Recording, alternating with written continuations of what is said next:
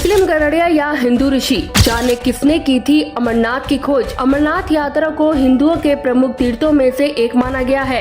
अमरनाथ में बर्फ के शिवलिंग की पूजा की जाती है और हर साल लाखों लोग बाबा बर्फानी के दर्शन के लिए अमरनाथ यात्रा पर जाते हैं। लेकिन इसकी खोज के पीछे काफी दिलचस्प कहानी है। कहा जाता है कि इसकी खोज किसी मुस्लिम ने की थी।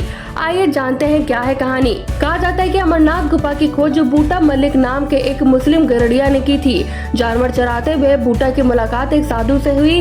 साधु ने उसे कोयले से भरा एक बैग दिया। बूटा ने घर जाकर वो बैग खोलकर देखा तो कोयले को सोने के सिक्कों में बदला हुआ पाया।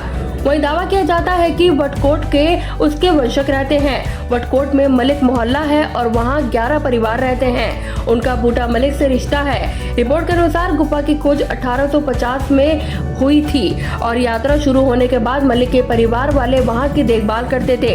हालांकि बाद में साल 2000 को एक बिल जारी हुआ था और परिवार को बाहर निकाल दिया गया। पहले परिवार को 1/3 हिस्सा मिलता था, लेकिन अब ऐसा नहीं है। श्राइन बोर्ड के गठन के बाद उसे बेदखल कर दिया गया। भृगु मुनि ने ढूंढी थी गुफा। वही वेबसाइट पर एक कहानी है कि कश्मीर घाटी पूरी तरह से पानी में डूबी हुई थी और कश्यप मुनि ने वहां नदियों का निर्माण किया और पानी कम होने के बाद घाटी का निर्माण हुआ। उसके बाद भृगु मुनि प्रवास कर गए जहां उन्होंने गुफा की खोज की।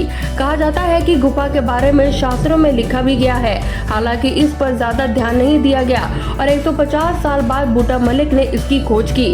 वहीं पार्वती और शिव के एक विचार विमर्श से भी इस यात्रा को जोड़ा जाता है। माना जाता है कि पार्वती ने शिवजी से उनकी मुंडमाला के बारे में पूछा था, जिसके बाद भोले शंकर ने कहा कि इसके लिए आपको अमरनाथ यात्रा सुननी होगी।